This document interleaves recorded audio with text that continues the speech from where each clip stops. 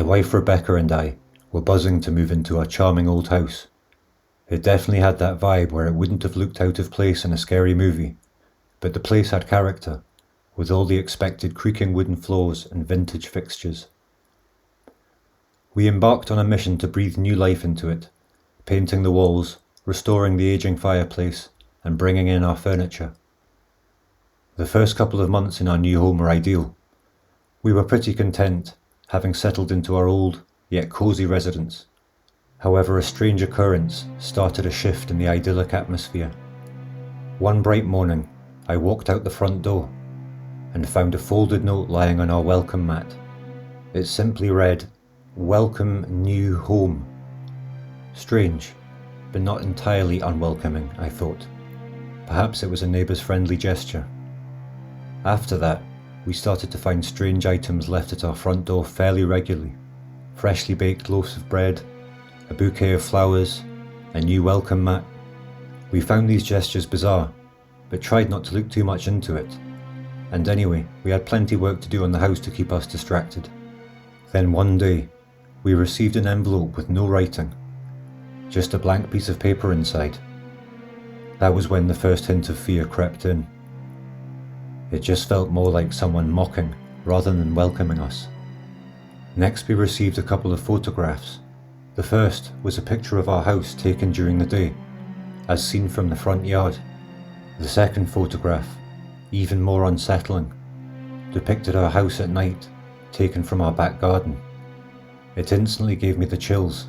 In the darkness, the house took on a sinister air, as if we had been the focus of someone's attention. But for what possible reason? We decided it was time to take action. We installed a door camera and motion sensor lights to try and capture the identity of our anonymous guest. We thought we were finally going to uncover who was behind these bizarre messages and disturbing photographs. However, the camera showed nothing. No one approached our front door, and there were no shadows lurking in the garden. The letters and gifts did actually stop coming for a few days, and we thought we had hopefully moved on. Maybe whoever it was had just got bored with whatever the hell it was they were doing. Then one morning, we went downstairs to make breakfast and stopped dead as we saw a pile of photos of the house lying scattered on the kitchen table. Some of them were clearly very old, from years ago, but they were all taken from inside the house, with the last photo showing us moving in, carrying boxes. That was the final straw, and we decided to involve the police. They thoroughly inspected our home, looking for signs of a break-in, but found nothing unusual. They reviewed the footage from the door camera, but it revealed nothing out of the ordinary. They decided to search the outside of the house, while Rebecca and I anxiously waited in the kitchen, racking our brains as to what was going on. Suddenly the pantry door swung open. A flashlight beam pierced the dim space, and one of the police officers shouted. She had found a small gap in the overgrown garden at the edge of the house, leading to a crawl space beneath the wooden floor. There was a space that had been carefully dug out, giving access to the pantry floorboards. The source of the intruder became clear, and we were horrified by the realization that someone had been inside our house. The police found fingerprints all over the crawl space, but they led to no known matches. We had no leads, no explanations, and no closure.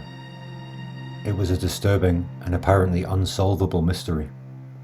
However, we were determined not to be driven out of our beloved home. We sealed off the pantry and the crawl space, doubled down on our home security, and made sure the house was well protected. Time passed and there were no more incidents, but I'd be lying if I said we weren't on edge. Noises outside at night still make me slightly paranoid, and the unsettling memory of the uninvited guest still lingered in the corners of our minds. But we chose to stay in the house, our home, refusing to let the inexplicable acts of a stranger drive us away.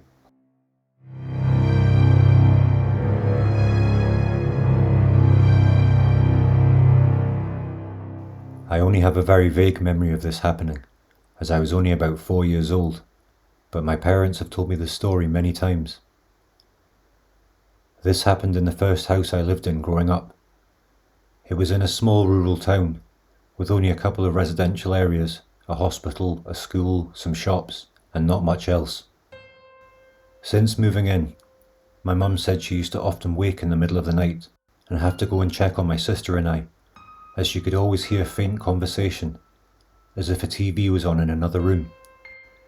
Me and my sister were too young at that stage to have our own TVs, and the house was detached, so it's not like it could have been a neighbour's TV blasting from next door. This apparently happened a few times a week for a while, and my dad would kind of tease her about it a bit, which I guess isn't very cool. Then one night, it was my dad who woke and heard it first, and described it as a woman's voice muttering really faintly. He woke my mum up and went to check the whole house out, but couldn't see anything. Then he opened the front door and checked it out with a flashlight, but there was nothing there either. By then, of course, the muttering had stopped, and they both managed to get back to sleep. I would add that I don't think my parents believe in ghosts and all that kind of thing, so I think they were more just genuinely puzzled as to what it was, but were probably at least a little creeped out too. Who wouldn't be? I think my mum felt slightly better that my dad had now heard it too though. They said at that stage that it seemed to stop happening, or at least they didn't hear anything else, but still hadn't been able to work it out. About a month later, my mum woke and heard it again. She shook my dad awake and he could hear it, although there was a tapping noise too, and he was certain it was outside the house. He jumped out of bed, hitting the lights on, and ran for the front door, as my mum ran upstairs to check on me and my sister. As my dad went to unlock the front door, he froze. It was already unlocked. He said he definitely locked it before going to bed, and it wouldn't be like him at all to forget. He ran outside with his torch, but again there was nothing there.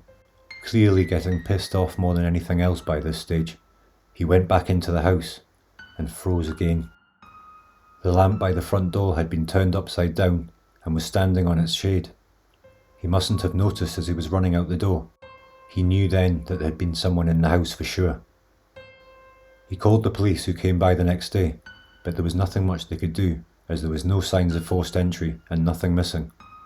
My dad changed the locks, and that seemed to be the end of it, although I think at this stage they were just considering moving. There had been other problems with the house, and I think they were just over it now.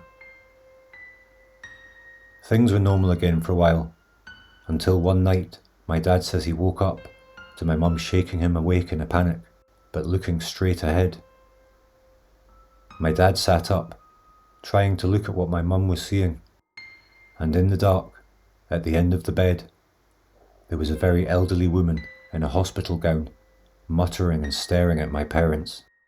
They both jumped out of the bed, and my dad called the police immediately.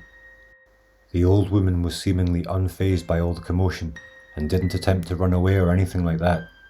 She just stood there, continuing to mutter incoherently. The police showed up with an ambulance, which is the only part I can actually remember happening myself. It turns out the old woman was a resident at the hospital along the road. The staff said she often tries to get out at night, but they were unaware she had actually been outside of the hospital at all. The one thing that never got resolved was how she actually got into the house, as there was never any actual break-in, even after changing the locks. That week, my parents put that house up for sale, and we moved out soon after.